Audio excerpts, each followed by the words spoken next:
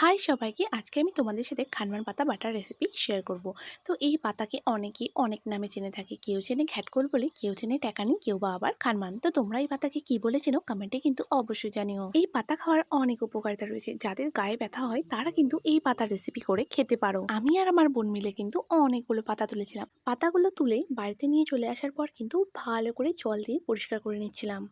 আর হ্যাঁ, পাতাগুলোকে ধোয়ার আগে যখন বাছা হয় তখন কিন্তু উল্টে পাল্টে ভালো করে বেছে নিতে হবে, কারণ পাতার পেছনে অনেক ধরনের পোকামাকড়ও থাকতে পারে। এরপর শুকনো কড়াইয়ে কাঁচা লঙ্কা আর কালো জিরে ভাজা ভাজা করে নিতে হবে। কাঁচা লঙ্কা ও কালো জিরে ভাজা ভাজা হয়ে যাওয়ার পর নামিয়ে নেব। তারপর কড়াই তেল দিয়ে গরম হয়ে যাওয়ার পর খানমান পাতাগুলো দিয়ে দিতে হবে এবং নুন হলুদ দিয়ে ভালো করে ভাজা ভাজা করতে হবে। আর পাতাগুলো থেকে যে জল বেরোবে সেটা কিন্তু সম্পূর্ণ শুকিয়ে নিতে হবে, না হলে কিন্তু গলা ধরবে। এরপর ভেজে রাখা কালো জিরে, কাঁচা লঙ্কা এবং খানমান পাতাটা আমি কিন্তু শিলনোড়া দিয়ে বেটে নিচ্ছি।